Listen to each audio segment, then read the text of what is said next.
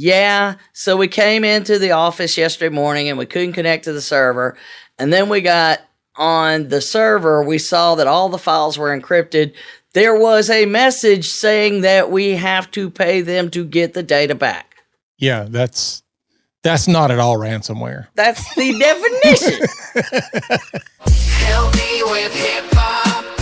Let's get it right. Protect your patients. Day and night. Donna and David, the experts on your side. Help me with HIPAA. Let's get it right. In today's episode, we're going to be talking about the cavity of lies. Golly, man. So this is going to be talking about Westend Dental's HIPAA Coverup. Yeah, you heard it right. Coverup. Yes.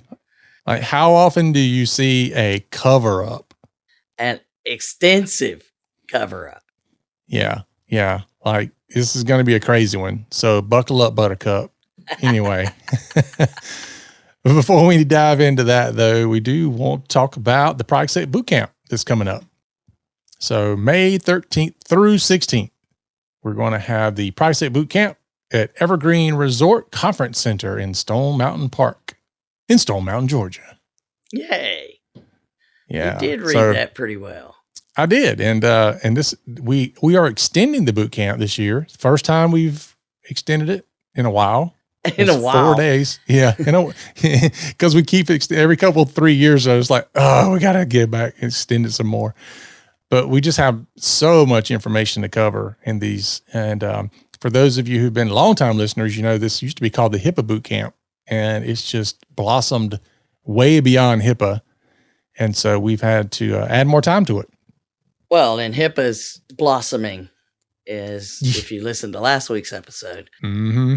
But the good news is most everything that it's put in there, a vast majority of it's already things that we covered. So we've only extended a half a day, not another whole day. So that's the good news. So Tuesday through Friday, hang out, visit with us. We'll do our best to make it as painless as, we can't make it painless. We're not even going to try. We will make it entertaining. Yeah, we'll painless. do what we can to make it entertaining. It is exhausting and overwhelming. Yes. And it is a boot camp. There ain't no let's go play golf crap on here. But the park is wonderful. You can come the weekend before or the weekend after. You get the same deals. So highly recommend that you consider it for a little outing for yourself or fam. Yeah. It's a pretty cool place. Yeah. And we do have a special offer for dental clients. So if you you'll know why. No, we don't. After this one. After this, you'll know why. That's right. Oh, man. So, all right. If you want to know more about that, you can go to PriceSafeBootcamp.com. You can always find us at helpmewithhipaa.com. So let's dive into it. Cavity of lies. And this is going to go off the rails, folks. So follow along closely. Yeah, it's, we've talked about it before. We've said. We talked about everything before. I know, right? At this point, we really have talked about everything before. We should be done doing a podcast. But we will make it to 500. Now it's like, a requirement. 7 more weeks, right? Yeah. So for the concept, though, of this discussion about the cover-up, and we've often said that the over 500 breaches are just the ones we know about, right? Just the ones we know about. These are not the ones that are being, pushed under the rug, so to speak. And I can assure you, we have for years said, we're sure that this is not getting reported every time. Well, here's the proof. Here's the proof. Yeah. Yeah. Not that we've ever said anything about the dental industry being not taking it seriously. Wow. thinking it's not just that, it doesn't apply to me. I don't have to do this. So much so that I will lie for years about having to do it. It's crazy. It is. So the thing that kind of started this off and people kind of look at this part, they don't dig deep into it, is the fact that an Indiana dental practice agreed to pay the state. Okay. We're not talking about HIPAA. We're talking about the state. Well, we're not talking about HHS OCR, but we are talking about HIPAA because the state's attorneys general can do that. Yeah. Okay. But it's not coming from OCR. I guess that's right. my difference here. Not coming from OCR, $350,000. And they get to go on a 7-year corrective action plan. That's right. And it's an intense one. God. And it'll all make sense when we tell you the story. Yeah. So, all right. So it was a dark and stormy night back in October of 2020. There you go. Yeah. So they had a ransomware attack, depending on who you're asking. And so we all know ransomware attacks, typically they're going to encrypt your data on, server, PCs or whatever. As we talked about before, they usually set that bomb off on the way out. Yeah. And this happened to one of the locations run by Westend Dental Group, which is a group of dental practices in Indiana. Mm-hmm. Now, we do know that the location had at least 450 patients. So there's your sub 500 category. But they have 6 locations. Mm-hmm. And anyway. Yeah. Anyway. Yeah. So there is a screenshot of the ransomware note that was left by the attackers. And we know because of that it was the Medusa Locker attackers. Yep. Okay. Now, that's all we know. And the next thing is, let's go off the rails. So they did 0 investigation. So there's no way to know how anybody got in. We can assume it was phishing. It may have been something to do with an unsecure RDP connection because that comes up later in the conversation within the documents, but they didn't do anything. And we've talked before about when something like this happens, you have to do an investigation to understand whether or not this is a reportable data breach or not. Mm-hmm. Nothing. We've given it to you many ways, many times. Mm-hmm. But I'm telling you, these folks set a new low bar. Mm-hmm. I can't imagine how you could get under this bar and still, and not be at the criminal level, right? Nothing. Nothing. Nope. No investigation at all. They never found out how they got in, who got in, what did they do, what did they take? Nothing. I mean, we have nothing. They didn't have a backup, but they did call the software vendor who managed to get some kind of partial backup and give it to them, which stay tuned. That comes back later. That's an important element much later. Yeah. I didn't see it coming, but it did come up in the story. Yeah. Yeah. So remember this, they called the software vendor for a backup. Okay. Mm-hmm. Put that in the back of your head. Then they came back up with what they thought they had enough to keep them working. And, that was kind of it. They didn't do anything. Yeah. They're like, all right, we're good. Keep going. Yeah. So that was in 2020. Yeah. Nothing going on in 2020. So they had no reason to.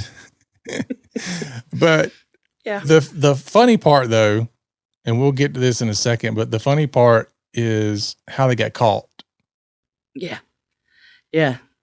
Well, I mean, how do you have something that impacts so many people and actually think you can keep it a secret?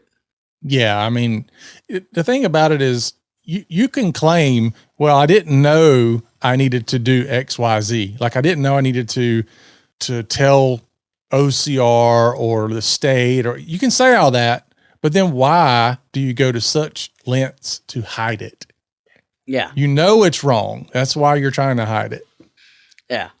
So the way they got busted is it starts in 2022, end of 2021. I didn't make note of what the date is, but the Indiana Attorney General gets a consumer complaint. So these people knew to complain to the state. They didn't even know to complain to HHS, or maybe they did HHS and they coordinate, because we'll never know what happens between the two entities. But here's what it said, is that it's a consumer complaint stating that the consumer had contacted Arlington Westend Dental, one of their locations, on multiple occasions to receive copies of their x-rays, but Arlington Westend Dental stated it no longer had the x-rays because someone had, quote unquote, hacked their systems. I have to chuckle because whoever responded to that, it's like they didn't tell them, hey, you're in on this gig with us. Well, that's what I'm saying, is like your whole company would have to be in on it to keep it from getting out somewhere, and to assume that it's never going to trickle down to get you in trouble is, anyhow. So the OIG, though, they're like, huh. Yeah. So but how many times have we talked about too that a complaint is what's going to get you? Yeah. More often than not, a complaint is what's going to get you. Yeah, the patient complaint is and people are learning, like in this case, it doesn't have to be just HHS OCR. The Indiana has consumer protection data breach notification laws. And so they were like, hey, they're saying they're hacked. They never told me they were hacked. I don't know what's going on. My records are gone. What up? So this is the doctor I was seeing, which is not one of the owners or anybody. So they send a letter to the doctor that the patient saw. And the doctor replies in February 2022. And this is the quote they gave. And there's something, it's not clear what they were saying. We use several online applications that run on our server and facilitate patient care in our clinic. Unfortunately, that also exposes our systems to some element of, I don't know what they were saying, despite taking several security measures. Now, first of all, that's laughable. Yeah. Our server was infected with malware on the night of October 20th, 2022. I told you it was a dark and stormy night. So OAG calls and they say, malware. What is this malware you're referring to? And October 2022, suddenly out of nowhere, the OAG gets a data breach notification to the Indiana state attorney about the 2020 data breach. And they said in their notification, first they say it's less than 500 patients. But in a minute, you'll know that that's a ridiculous claim. And because you don't know, they should notify all patients.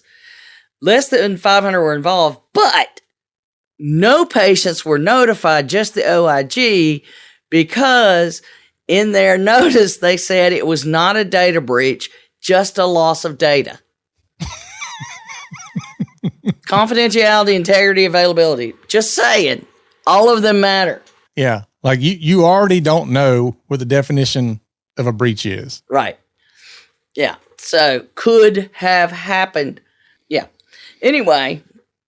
Yeah. So there's this Dr. Rana, R-A-N-A. So we're going to say Rana, was the lead executive for IT-related matters, according to the OAG. He and his brother, Kunal, is that what you found out? Yep. Kunal. Rana. Anyway, have made false statements to the OAG, determined to cover it up. and the OAG gets an email from them because they're like, okay, it's not making sense. Tell us what's going on. And they say, this was not an intrusion, but an incident of data being lost where the on-site internal hard drive of the server got formatted by mistake. We call it nuke and pave. It is suspected the data was lost when we attempted to format a partition on the server hard drive that did not contain any database. You know why they were why they were formatting it? Because it was encrypted. That's right. The formatting process was not successful, and the entire server hard drive data got lost in the incident. The data server was not compromised by a ransomware attack. No ransom demands were received by the office. This was not a ransomware attack. We have not received any ransom demand after the data was corrupted. I listened to this guy how you can detect somebody's lying. Mm-hmm. And that had so many things that he said they're lying in it, in 8 words that they say and the way they say it. So clearly, they ask him again, very nicely, I'm sure. The OAG said, yeah, but what about, and they again said, no system was compromised. No patient had any data compromised. Mm-hmm. So then they said, fine, we're going to need to get you in here under oath. Ooh. And that's when things get dicey. Surely they will tell the truth under oath. I know. So Kunal goes in October 2023. So now we're 3 years after the event. Mm-hmm. Yeah. And just remember, just to keep it all straight, Kunal is the brother of the doctor who's in charge the practice. Yeah. Who's the IT person, apparently. The brother who we've never heard that. I got a guy, IT. He's probably the IT guy, but the doctor's in charge of IT related things. So they ask him again. They've got him under oath now. Was there an attack? He says no. Was there a ransom note on the server? He said no. But now is where it just really goes insane. You feel like you're watching like Perry Mason, if you're old enough to know what that is. Matlock. But it's like, boom, boom. Matlock's a woman now. Law and Order. What? I said, Matlock's a woman now. I know, yeah. And kind of tricky how that works. It's a good one. Anyway, so they get him to confirm. And then they said, well, we're going to play you this recording that we got from your software vendor where you and the doctor and your administrator, Heather Kramer, called the software vendor October 2020. By now I'd be sweating bullets. I'm like, oh, shoot. They got something. They probably had to clean out from under that chair. So, because now it's like, wait, what? And so they proceed to play audio because the software vendor, and David, do vendors record their calls? Absolutely. And how often do you hear people go, this call may be recorded for quality purposes? Lots. Yeah. Well, almost everyone's probably recorded for quality purposes, all I'm saying. Yeah. It's not random. Yeah. And if you're not recording your calls, you should. That's right. So in one call, well, we don't record ours for obvious reasons, but we're very careful about what we do and don't record. OCR visits, we don't record them. In one call, they have the vendor talking to Kunal and Heather, and they specifically say the server was infected with a crypto virus, meaning the database and a lot of the files on the system are not going to be accessible because they're all encrypted with a nefarious person's virus. Mm-hmm. Okay, so you've been told, right? Yep. So, but they already know that they would try to dodge that, right? Mm-hmm. They would try to dodge that. So they then queue up another call with the smoking gun. And the vendor rep on the phone tells Kunal, it was their understanding that Westend Dental probably had some kind of crypto or ransomware attack yesterday. Is that correct? The vendor asked. In response to this statement, Kunal stated, yeah, so we came into the office yesterday morning and we couldn't connect to the server. And then we got on the server, we saw that all the files were encrypted. There was a message saying that we have to pay them to get the data back. Yeah, that's not at all ransomware. That's the definition. Okay. So then it really goes off the rails. This is. I know. It's just, like, at what point? I know. It keeps going. It keeps going, people. Really, there's a reason that we're doing this episode instead of just kind of, hey, this happened. Because I'm like, now you know why we say this stuff happens. Every time you think the guy's going to be like, you got me. No. No, he's like, no, that's not the way that works. No. So when asked, and this is from the complaint filed, when asked about these customer calls, Kunal Rana testified that it was regular practice of Westend Dental to lie to employees and vendors in order to escalate IT issues more quickly and scare employees about using their work computers for personal use. Wow. When specifically asked if he was lying to the software vendor, he said, when he said all of them got encrypted, he said, I believe so. I believe so. I believe this. Okay. Clearly, you believe in Santa too, because the Santa, the Easter Bunny, the Tooth Fairy, all of them coming to help you right now, boy. But yeah, he must have caved after that, because then they're like, dude, we've got you. You would think. Yeah, I mean, well, you're under oath. We've got you lying under oath, right there.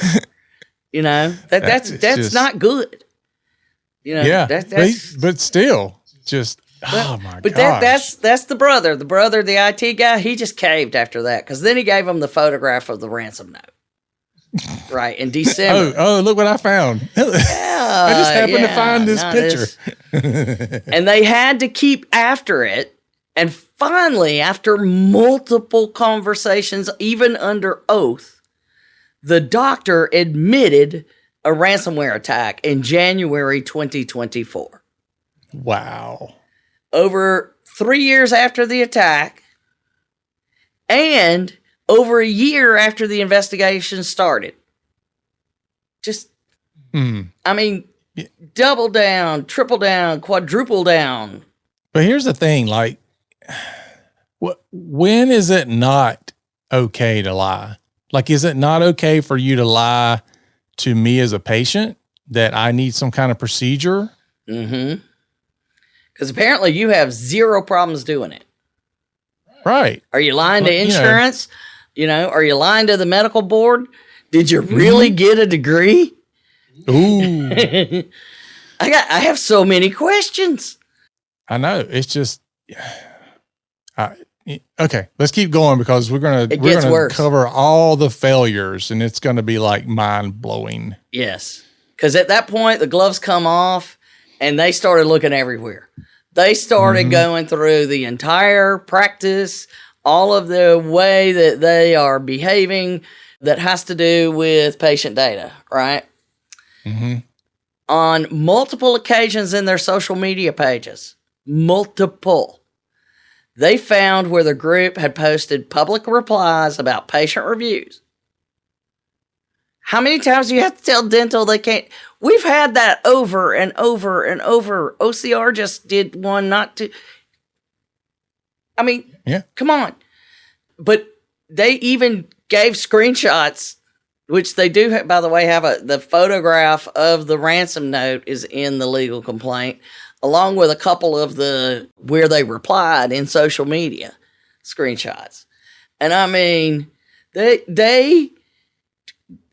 they replied in the reviews giving every day down to, we saw you in January 2021 and we saw you for these things and we did this. It just goes on and on and on. It's longer than the review. Wow. Yeah. And on their Facebook page, they're showing pictures of people all over their practice holding their little certificates of good teeth and crap, including kids.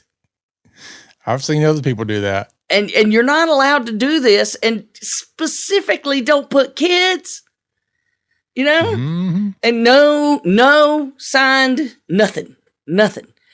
And patients literally sitting in the chair.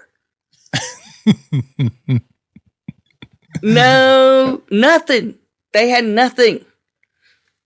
And no approval, nothing. And, you know, this is. Well, look, it's not fair to say they didn't have anything, because when they asked them about their HIPAA policies and procedures, they did find out that there's a book somewhere on some shelf at one of the locations that nobody knows about but one person. Yeah. But one hard copy somewhere. So when we tell you that we asked for it and they go, where did we put that? And go pull a binder and go, here it is. More evidence of us telling you this is what happens. So obviously there's no implementation of anything. No training of employees at all. And how do you skip that one? How do you skip HIPAA training? Everybody, that's the easy one for most people. Well, they did train them to lie to vendors. So it's common practice. You just lie. Then suddenly, for some unknown reason, in November 2023, they started using, quote, a third-party HIPAA compliance product that provides model policies, training, and a checklist for HIPAA compliance. But other than signing up for the product, they continue to, quote, fail to comply with HIPAA. And this is buying a HIPAA compliant product makes you compliant, HIPAA right? made easy. I filled it out, printed out this. I got it. Everybody got trained. I'm done. But so that they say, okay, well, we're getting this. We're going to be compliant. That was in November 2023. They come back and visit them in 2024, and they're like, have you done any of this? Oh, no, you haven't. Well, what about the fact that there's still no NPP on your website? Was it on the checklist? It was on the checklist. And guess what it said next to the checklist? What's that? Done.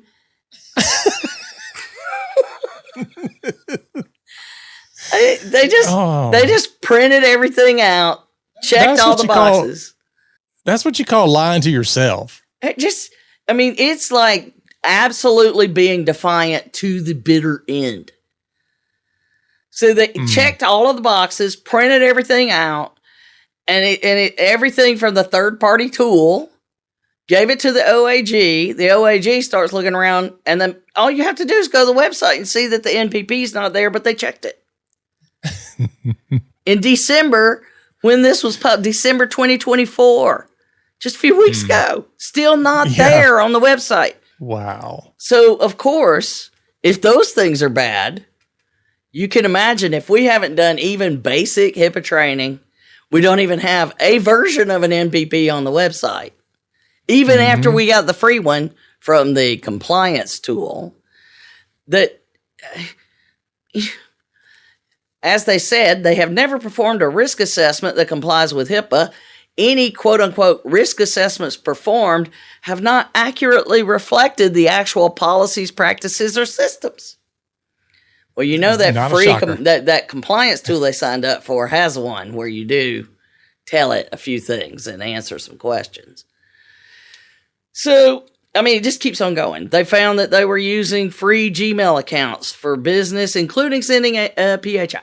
Dude, that drives me nuts when I see a business using a free Gmail account. And I'm not even talking about healthcare, just any business. If you can't, it's like you're running your business from your garage. And it's like, let's just try this out to see if it works. Hey, look, I'm running my business from the basement, literally. So back off on where you're running from. Yeah, but Free Gmail accounts? No. Come on. Never have used that for business. Using a shared email account on top of that. So they're using free ones, and they don't even give everybody a free one. So here's the real kicker. Login credentials in a Google spreadsheet. So that means that the intruder, now apparently that same plain text file was stored on the server that they know the intruder got into. It had all the usernames and passwords. All of them. And by the way, they used the same username and password for all of the servers that had the PHI on them. They had one username and password for an SQL database loaded with PHI. And so who's responsible for IT again? I know, right? The doctor. Yeah. So, and if you know they got in, the intruder got into that server that had all the login credentials of everything. Mm-hmm. It was on there. They got into that server. They got into everything else. Of course. I mean, there's just no way. But we'll keep going. No BAA with their billing vendor, which I'm like, how did the billing vendor even allow that to happen? No way. No way. Yeah. Which makes me question a lot about the billing vendor practices. Mm-hmm. And by the way, Kunal, the brother, wasn't an employee. So guess what? Uh-oh. No BAA with him. Uh-oh. They were doing no updates to their servers. And, okay, you just take the next one because I can't even say it out loud. The funny thing is I've seen this before. You've seen it. You've seen it. Okay, see? So none of the servers were stored behind closed doors, and certain servers were stored in common areas, such as an employee break room and an employee bathroom. I mean,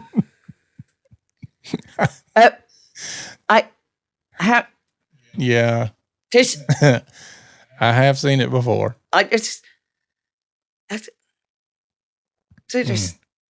Okay. In the bathroom. Nobody's going to mess with that. At least it was an employee bathroom.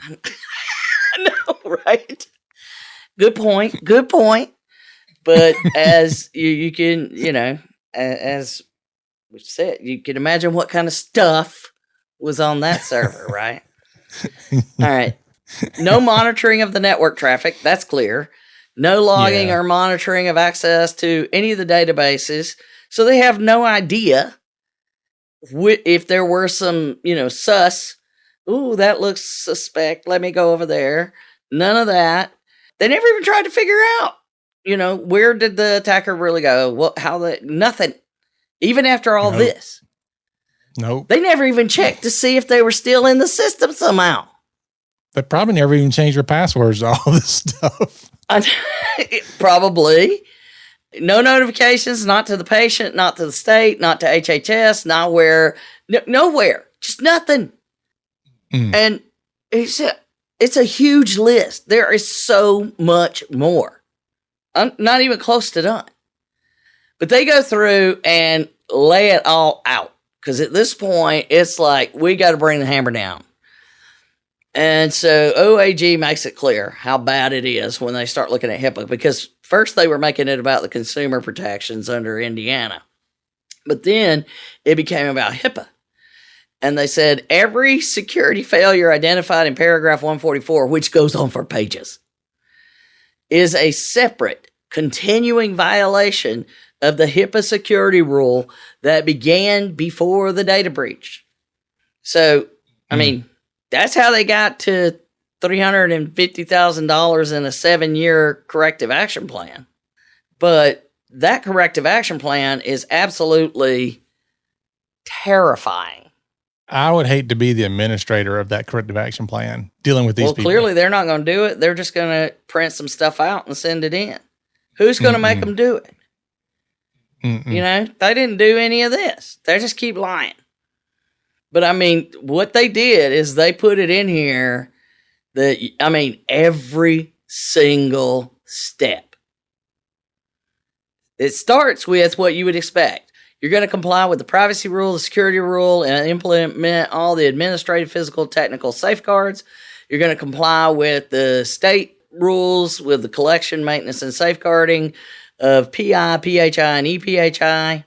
And then you shall not misrepresent or omit information capable of misleading consumers regarding the extent to which Westend Dental maintains and/or protects the privacy, security, confidentiality, or integrity of the data. Mm-hmm. All right. You shall comply with the breach notification rule of both laws. You're going to comply with the notice of privacy practices. Put one on your website. All you had to do was print it out and give it to Kunal. All right. Investigation response. Like if it happens, you're going to look into it and document it. You're going to do the notifications.